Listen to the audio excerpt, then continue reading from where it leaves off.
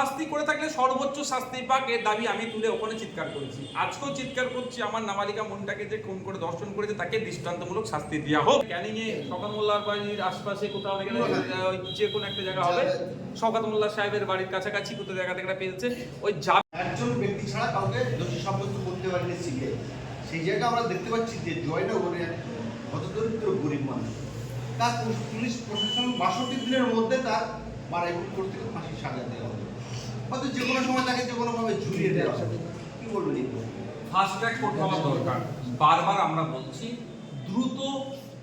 দ্রুত যারা অন্যায় করছে, যাদেরকে চিহ্নিত করা হচ্ছে অভিযুক্ত, তাদের বিরুদ্ধে মামলা শেষ করা হোক।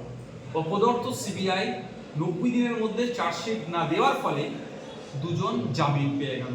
যে দুজনকে গ্রেফতার করেছিল তাদের নামে অভিযোগ ছিল তারা লার্জার কনস্পিরেন্সির সাথে তারা যুক্ত, তাহলে তাদেরকে কেন চার্জশিট দিল না? এর মধ্যে একাধিক কারণ থাকতে পারে। আমার যে 3টে কারণ সামনে এসছে, একটা হচ্ছে অর্থের বিনিময়ে। সিবিআইয়ের আধিকর্তারা যারা ছিলেন তারা হয়তো টাকা পয়সা নিয়ে চুপ করে গিয়েছে, দেওয়ার সময় চার্জশিট দেয়নি, ফলে নিয়ম অনুসারে 10 বছরের ঊর্ধ্বে সাজা হতে পারে এই ধরনের মামলা। 90 দিনের মধ্যে না জমা করতে পারলে তারা জামিন পেয়ে যাবে। হতে পারে প্রশাসনিক বোঝাপড়াটা কিভাবে, যে প্রশাসনিক লেভেল থেকে একটা আন্ডারস্ট্যান্ডিং, কিছু একটা বিনিময় হতে পারে। 3 নম্বর যেটা হচ্ছে রাজনৈতিক ষড়যন্ত্রের শিকার। কেন্দ্রের রাজ্যের একটা বাইনারি বারবার আমরা বলে আসছি, এটাও হতে পারে যে আমি পার্লামেন্টে আদানি ইস্যুতে কথা বলবো না, তুমি আমার একে জামিনগুলো দিয়ে দাও, এটা হতে পারে। কি আমার তো মনে হয় এখন তদন্ত করা দরকার, কোর্ট মনিটরিং তদন্ত করা দরকার। ওই আরজিকর কাণ্ডের যারা তদন্তকারী সিবিআই অফিসার ছিল তাদের অগ্রগতি নেই। আচ্ছা, ভারতবর্ষের যে জুডিশিয়াল ব্যবস্থা আছে, প্রত্যেক নাগরিকের জুডিশিয়ালের যে ধাপ আছে সেগুলোকে ইউজ করা। আমরা সূত্র মারফত খবর পেলাম, সত্যি খবর পেলাম যে জয়নগরের যে আসামিটার ফাঁসির সাজা দেওয়া হয়েছে, সেই জায়গার কিছু মানুষ তাদেরকে বলছে যে এই রায়টাকে মেনে নিতে হবে, মেনে নিয়ে আপনার ছেলেকে যা শাস্তি দিচ্ছে সেটাকে মেনে নেন, নতুবা আপনারা এলাকায় থাকতে পারবেন। তারা এলাকা ছাড়া, বাড়ি ছাড়া না, এই ধরনের যদি কেউ বলে সম্পূর্ণ অন্যায়, অনৈতিক কথা বলেছে। প্রত্যেকের রাইট আছে সে তাকে নিজেকে নির্দোষ প্রমাণ করার। যখন ঘটনা ঘটেছিল আমাদেরই নাবালিকা বোনের সাথে ধর্ষণ করে খুন করেছে, আমরাও ছুটে গিয়েছিলাম, সর্বপ্রথম গিয়ে প্রতিবাদ করেছি এবং দোষীর শাস্তির দাবি করেছি। আজকেও বলছি, আমার নাবালিকা বোনটার সাথে যে অন্যায় করেছে, ধর্ষণ করে খুন করেছে, তাকে সর্বোচ্চ শাস্তি দেওয়া হোক। তা বলে এটা নয় আত্মপক্ষ সমর্থন করার কোনো জায়গা তাকে দেওয়া হবে না।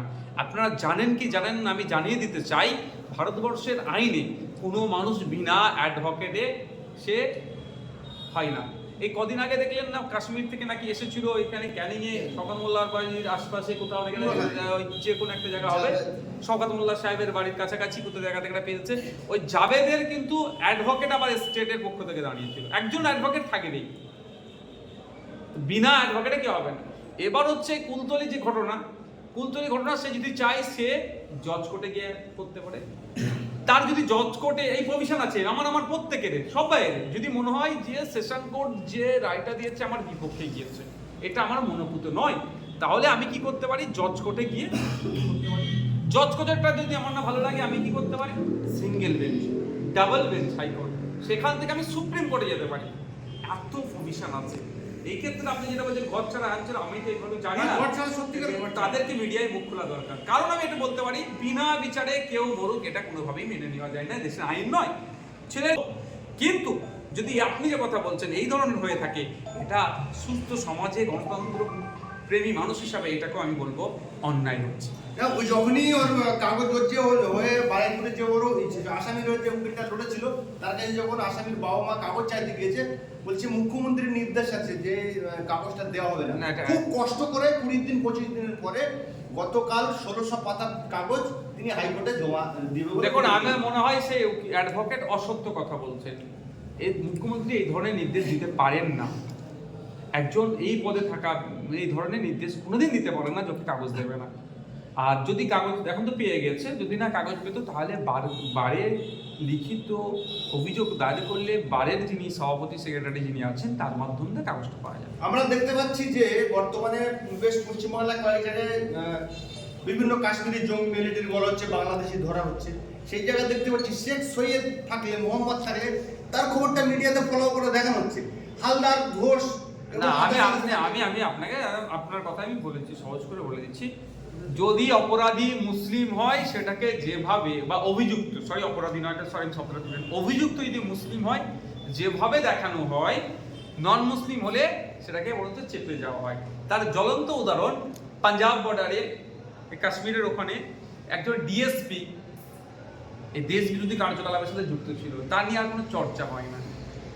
এই দেখুন না, কদিন আগে নয়, গতকালকেরই কথা, একজন দলিতকে গাছে বেঁধে রাস্তাতে পিটিয়ে খুন করেছে, সেই নিয়ে সে অর্থে চর্চা আছে। আপনি দেখুন তামিলনাড়ুতে দলিত হওয়ার জন্য আপনার 3 জনকে এই খুন করেছে, একজন শাস্তি পেয়েছে, সেই নিয়ে চর্চা হয়। এখন হচ্ছে ব্যাপারটা দুটো মাপকাঠি, একটা প্রথমে হিন্দু মুসলিম, তারপরে আপার কাস্ট লোয়ার কাস্ট, এই ধরনের মাপকাঠি হয়। এটা ওটা কি সেই মাপকাঠি যে চলছে, এটা মিডিয়ার জন্য কোনোভাবেই কাঙ্ক্ষিত নয়।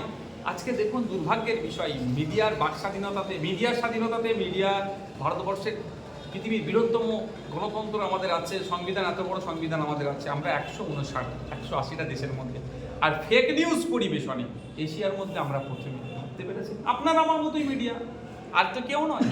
তো এই হচ্ছে এদের বিচারিতা, এটা আমি কোনোভাবেই মেনে নিতে পারি না যে অপরাধীকে অপরাধী হিসাবেই তাকে চিহ্নিত করা হোক, তাকে এ করা হোক।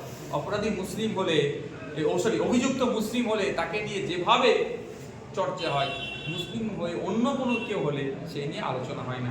দেখুন না, সায়ন হালদার যে রেল লাইনার কাণ্ড, ঘটনা চুপ করে, কিন্তু কত ভয়ঙ্কর কাণ্ড ঘটিয়েছিল, ভয়ঙ্কর কাণ্ড ঘটিয়ে একটা দুটো সম্প্রদায়ের মধ্যে কি ভয়ঙ্কর রূপ নিতে পারত এই ঘটনাতে।